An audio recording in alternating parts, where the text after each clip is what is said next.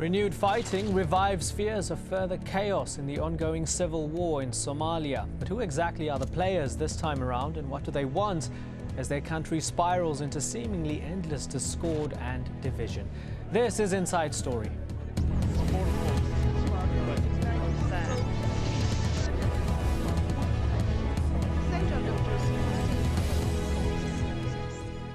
Hello and welcome to the programme. I'm Imran Garda. Is Somalia's fragile government under threat yet again?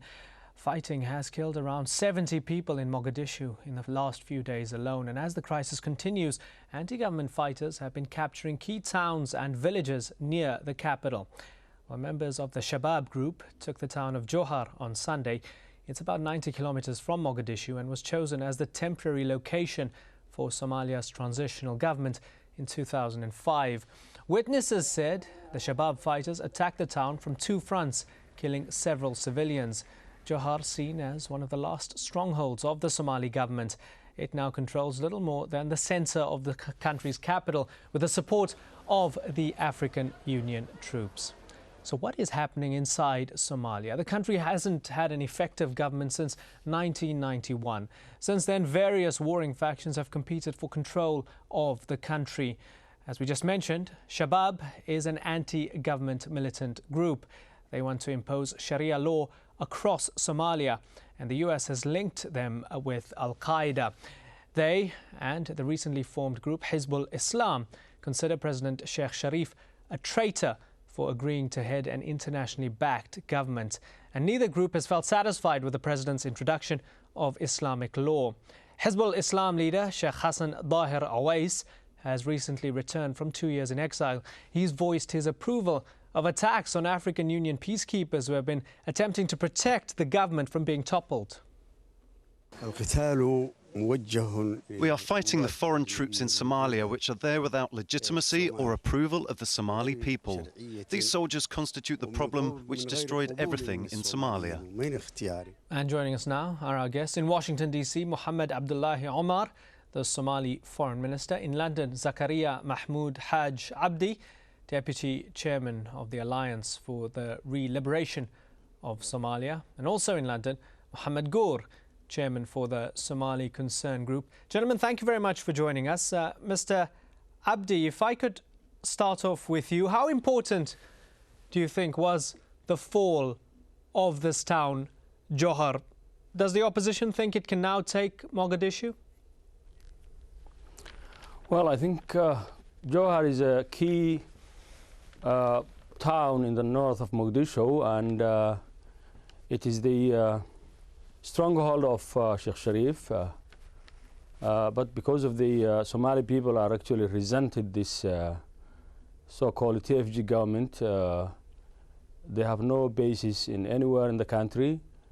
They have been installed in Djibouti by Ambassador Ahmadu Wald Abdallah, the special representative of the Secretary General for the United Nations. This is not a government, actually. This is a puppet government, and he's been installed by Wald Abdallah. And it seems that his project is crumbling and falling apart. This is a puppet government, says Mr. Abdi. Let's pose this to the Foreign Minister, Mr. Omar. You're barely in control of the capital, despite the fact that you're backed by the Ethiopians, also backed by the United States. The opposition groups and all their territorial gains seem to make a mockery of your claim to be the legitimate, stable government of Somalia. I disagree with you totally, and I think we need to look at fundamentals. First and foremost, we are in control of the city, we are in control of Bulapurta, we are in control of Beledweyne. We're not simply sitting by the port and the seaport as has been claimed, but putting that aside, the issue is Somalia has suffered 20 years of war, first a clan war, then warlordism, then interventions by external entities. Now, for the first time, a government that was put to the vote in an expanded parliament has formed. This is the opportunity for the Somalis, with an open hand, even if they don't like and don't agree with the government, for the sake of the Somali people, to put aside simple ambitions and personal issues aside, and for the first time to put the interest of the nation above everything else. A puppet government, I disagree totally. The reason is the TFG that was first elected in Kenya, and an equivalent number of members of parliament came together that were selected. If that is a puppet government, I don't know what a plane load of 6 men that landed in the country 3, 4, 5 weeks ago represents. Who do they represent?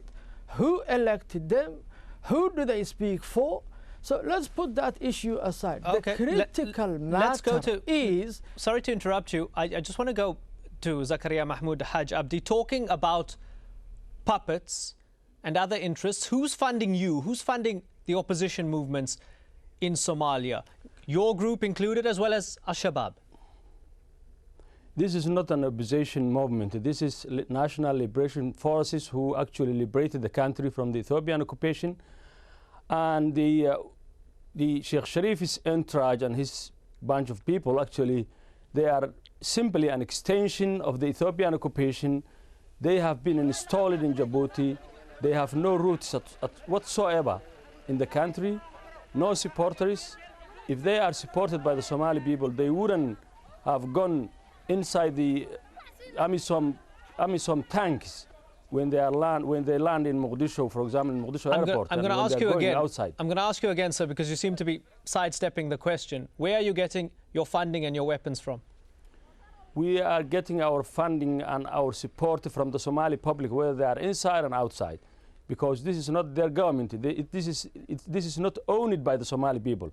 The ownership of this government actually is for Mr. Walda Abdullah and the Ethiopian government. That's it. Mohammed Gore, also in London. What do you make of what we've heard so far? Well, I think the transitional federal government is a very weak government, no matter how it has been found. But what is happening today is really a depressing and a continued bloodshed of Somalia. The government, I do believe, had the chance to prevent the recent fighting, and but it has really hasn't done much to avert that, because once the current government was formed in Djibouti, the first step it should take should have been reconciliation, going after the alliance for people who are still remaining in Asmara, Alliance for Liberation of Somalia, and also the Al-Shabab groups and other groups. But instead, the government for the past 3 months and a half has wasted time, valuable time, roaming around the world, looking for funding. They do need to look funding to operate, yes, but they have put everything on just roaming around the world, ignoring completely the disaster that was waiting. And the way the fighting started, really, I don't know who to blame, because at the moment, if you take Shabaab are enlisted by the US as a terrorist-related group. So their leadership, knowing that they've been chased by the Americans, will try to avert any sort of government or system to come into Somalia. So what we need is the government should have campaigned for the international community to, remove Al-Shabaab's name from that list, and start a serious reconciliation with Asmara and also Al-Shabaab. But unfortunately, that hasn't happened. The fact that Johar failed without Al-Shabaab firing a bullet means that the Islamists who were, pro-government Islamists who were in Johar were not willing to fight against Shabaab. They just surrendered or just fled. Just the same thing happened in Mogadishu. The Islamists who were supposed to protect the government and help did not fire a shot. They just, escaped and went to their subclans. So basically, it seems like the only thing that is now protecting the government is, contrary to what the minister said, is AMISOM contingents. If AMISOM contingents today moves out, then I think there is no government. We're going to get to that in a moment. Let's just broaden it out for a second. The civil war in Somalia is not limited to its borders. Ethiopia and Eritrea have long been accused of influencing the politics in Somalia and fueling the conflict. Well, in late 2006, Ethiopia intervened to save the interim Somali government and to prevent what they claimed was the spread of fundamentalist Islam in Africa. They withdrew their troops at the end of January this year. However, Ethiopia is known to back the Somali government. Eritrea, on the other hand, has been accused by the UN of supplying arms to the anti-government rebels. Eritrea has denied involvement in the conflict. From 1961, Eritrea fought a 30-year war of independence against Ethiopia. The two sides went to war again from 1998 to 2000 over a border dispute. Well, the Somali civil war is deemed by many as a destructive proxy war between these two rivals. Let's bring in the Foreign Minister, Omar, again. Your government has repeatedly claimed that Eritrea is funding these opposition rebels. Where's your evidence? The issue for us is first and foremost, if I can, before I answer that question, deal with the issue of Ethiopian support and external puppet issues. The principal fact is the government and the support it is receiving is given authority by the Somali people through the Djibouti process, number one. Number two, unanimous support of the Security Council, 16 member states of the Security Council. 3, the League of Arab States. 4, the African Union. Legitimacy is both national through the Djibouti process and international in the fora of the world. Number 2, the issue of Ethiopia. Ethiopia is a member of IGAD, it's a member of the African Union, it's a member of the United Nations. They are simply one country, but they are not even members of the Security Council. The authorizations that exist, the support and the legitimacy and the legality of the government is based not only on the Djibouti process as a fundamental pillar, but on all these international organizations and forums. Okay, and now the claim that Eritrea is funding and arming the opposition. Yes, let me finish. The world is tired of the mayhem and the chaos by warlords and by extremist organizations. We have today 350 to 400 foreign fighters in Mogadishu who are from America, Chechnya, Afghanistan, Pakistan, who are fighting, and the Somali people see them openly and publicly. They are in Mogadishu, they are in Jowhar, they are in other locations. The issue is, this is not a Somali agenda. It has nothing to do with the needs of the 3 million Somalis who are displaced, the 580,000 people who live on the outskirts of Mogadishu, destitute. And this is the proposal. Secondly, that we have not stretched our hand. We sent emissaries to Hassan Dahir Awais in Khartoum.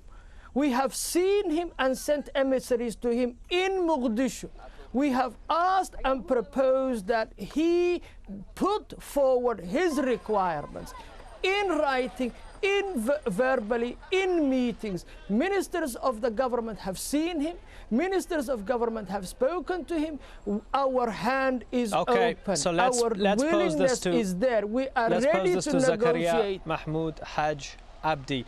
You don't care about the needs of the Somali people. This has nothing to do with Somalia, says your counterpart, Mr. Omar, in Washington, D.C. You're full of foreign fighters.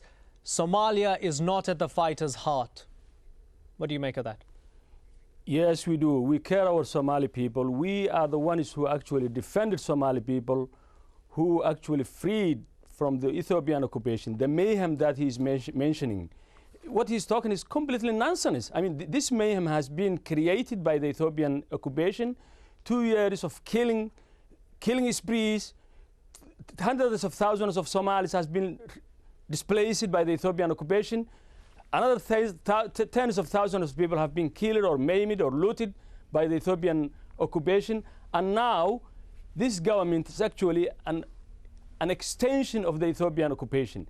There are no Ethiopians in Mogadishu or Somalia. They are not enjoying, let me finish. They are not enjoying any legitimacy whatsoever. If they are the government of the country, they should not be formed outside Somalia. Djibouti is not a Somali state. It is a separate state from Somalia. Look, the Somali people own the government of Somalia. Look, if there is, when we are talking about government, it should be owned by the people. Let's give not Mr. by Omar, the international community. as you responded to Mr. Omar, let's give him a chance to respond to you as well. The issue for us, the world knows, it is obvious. The Security Council has confirmed. I am talking, I have just come from Mogadishu. There are no Ethiopians in Somalia. You know it, the world knows it, everybody knows it. Stop living in the past. The current situation is 3 million Somali people, men and women and children, are desperate for guidance and leadership. This is the product, Ethiopia is the past. This is the product of the Ethiopian occupation. Friend, let us deal with the realities now. You are covering the Ethiopian atrocities in Somalia. Ethiopian atrocities. Why don't you come to Mogadishu and show it? Come to Mogadishu and show it. Come to Mogadishu, we will not accept a puppet government. Somali people should not be imposed who's going to govern them. This is a project. You are welcome in Mogadishu. You are welcome in Mogadishu. United Nations. Come to Mogadishu. United Nations have nothing to. Let me finish, please. Do not interrupt me. So, United Nations and the AMISOM have nothing to do with the Somali people. They cannot impose who is going to govern the Somali people. They cannot impose leaders. They have tried to impose the last 20 years and all failed. And you are doomed also to be failed. The Somali people must have the choice who you support, who is going to govern them. Mr. Abdi, Sheikh Hassan Owais, who you support, calls for the killing of peacekeepers. Are you comfortable with that? There are no peacekeepers in Somalia. They are occupiers. The AMISOM is partial, and they are not neutral forces. We haven't called them. Somali people have not called them. They are there to protect a puppet government. You would accept that there's a humanitarian crisis in your country, that there are African Union peacekeepers trying to help your country out. It doesn't do much for your credibility, sir, when you call for the killing of peacekeepers. We are not calling a killing everybody. This conflict, which is going now in Mogadishu and around and surrounding areas, has been caused by the so-called TFG. They have actually attacked the forces of the ARS, the Islamic Party, and the Al-Shabab. They are the ones who caused this because they have been given an assignment by Walda Abdallah, by the international community, to create this mess in Somalia. This is a continuation of intervention, illegitimate governments, and we Somali people will not accept that. Okay, Somalis have the right, as other people, have the right to choose their leaders. Okay, but Mr. Gur, in London in December, we interviewed one of the Shabaab leaders, Abu Mansour. He claimed that once Al-Shabab is done with Somalia, they're after the likes of South Africa, the Solomon Islands. He mentioned a whole list of countries, interestingly. It proves that Al-Shabab is quite expansive in its ideology, doesn't it? Is this merely rhetoric, or should the entire region be concerned? Well, Al-Shabab always, claims whatever it wants. Those are only plain rhetoric. It has no substance whatsoever. As you might know, Al-Shabab today itself is being, more or less divided into clan sublines, where Abu Mansour is now more or less stationed in his sub-clan stronghold, while others are also stationed in their sub-clan stronghold. But at the same time, Al-Shabab are not a threat as such that they will be able to take Somalia, let alone the neighbors or any other country. The only reason that they're making these noises is because they know they are under the microscope, they know they have been enlisted as terrorists, so they are trying to keep on the run. And if there is a will for reconciliation, I think Al-Shabab should have been put on board of reconciliation. And the government has every duty to bring Al-Shabab on board and seek the Americans and others to remove them from the list. And also the ARS and also Hizb al-Islam. So here, Somali people need government, yes, but the structure of the current government is completely needs to be redesigned, needs to be reformulated. It's too big, it's too inept, it's too. I mean, it does not have that legal and legitimacy from the people, because, as you know, even the Islamists who were pro-government are not willing to fight for it, and nobody is willing to die for it. So that tells you that the government is not and does not have confidence from the grassroots. So you need to reformulate this government. Okay. The people need government. Al-Shabab needs to be part of it. Everybody needs to be on board, and this needs a rethinking and reformulation. Okay. That's what you need. So let's pose this once again to Foreign Minister Omar. The accusation is that the government doesn't have grassroots support, and as we heard earlier from Mr. Abdi, that these opposition groups will treat any peacekeepers as foreign invaders and occupiers. With all of that in mind, is it wise, with all of that in mind, sir, is it wise to ask for UN peacekeepers? We have not asked for UN peacekeepers, and we are not asking for UN peacekeepers. Let's get things in proportion. If the Somali government and the Somali state from 1960 have been members of the United Nations, have been members of the African Union or the OAU as it used to be, they are currently members of the Arab League, they are members of IGAD. Now, the issue is proposals to support the Somali government and the Somali people to re-establish the state and the rule of law from all these organizations, international organizations of which Somalia is a member, have supported and have assisted with the AMISOM to enable the Somali authorities at whatever time over the past few years. Can I finish? Okay, let's let Mr. Omar finish, and then we'll give you just under a minute, Mr. Abdi. You have your opportunity. Let me finish. The issue is the Somalia for 20 years has been without a functioning state, and the Somali people have suffered. The international community has sought to assist Somalia to re-establish itself. Now, the point is that element supported by all those international organizations and the member countries. I've got to give Mr. Abdi a chance to respond.